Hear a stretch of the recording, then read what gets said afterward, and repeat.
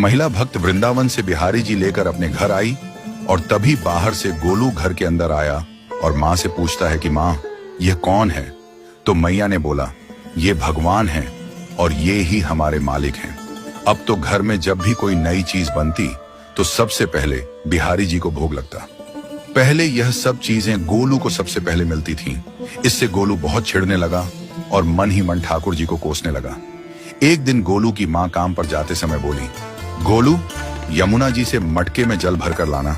जब गोलू पानी भरने के लिए जाने लगा तो जाते जाते बिहारी जी को कहने लगा, खाने के लिए तो सबसे पहले तैयार रहते हो, लेकिन काम तो मुझे ही करना पड़ता है। अगर यहाँ रहना है तो काम करो। कहकर गोलू यमुना जी से जल भरने के लिए चल पड़ा। गोलू जब यमुना जी में जल भरने लगा तो उसने देखा कि यमुना जी के अंदर बिहारी जी विराजमान हैं और कह रहे हैं, ला गोलू, घड़ा हम भर देते हैं। गोलू उनको देखकर हैरान हो गया और बोला, नहीं नहीं, मैं अपने आप भर लूंगा। लेकिन ठाकुर जी ने उसके हाथ से घड़ा ले लिया और भरकर घर ले आए। गोलू घर आकर डर रहा था कि अगर माँ को पता लगा कि मैंने ठाकुर जी से काम करवाया है तो आज मेरी पक्की पिटाई होगी।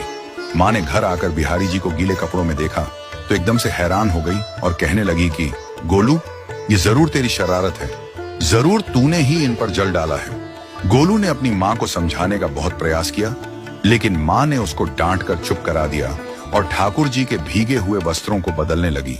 अगले दिन जब माँ ने गोलू को अनाज पिसवाने का काम दिया तो बिहारी जी फिर अनाज का कनस्तर ले आए और माँ को ठाकुर जी के वस्त्रों के ऊपर सूखा आटा पड़ा मिला।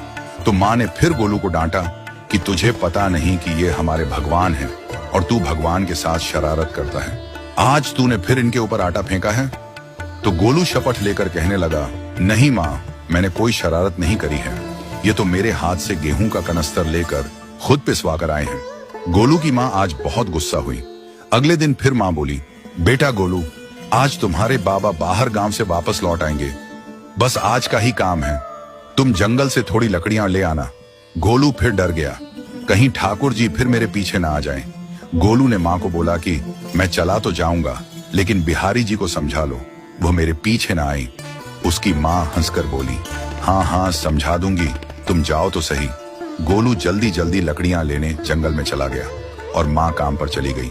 लेकिन उस दिन माँ काम से जल्दी वापस आ गई और देखा बिहारी जी अपनी चौकी पर विराजमान नहीं है। वह तो एकदम से घबरा गई कि कहीं गोलू की शरारत तो नहीं। वह भागी भागी जंगल की तरफ गई। तभी उसने देखा कि गोलू के साथ एक इंसान लकड़ियों को लेकर घर आ रहा है। गोलू की माँ यह देखकर हैरान हो गई कि यह तो बिहारी जी हैं। ये क्या हमारे भगवान हमारा काम कर रहे हैं? इसका अर्थ गोलू ठीक कह रहा था।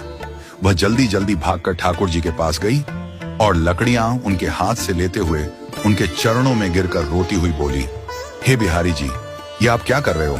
मुंह गरीब का काम क्यों कर रहे हो? ठाकुर जी मुस्कुराते हुए बोले, हमें तो तेरे बेटे पर बहुत प्यार आता है। सब लोग हमें भगवान समझते हैं, लेकिन एक तेरा बेटा ही था जो हमको अपना मानता था। अपना मानकर वो हमें डांट भी देता था, हमारे साथ गुस्सा भी करता था, और जो हमें एक बार अपना मान लेता है तो हम उसके मान के लिए उसके ही हो जाते हैं।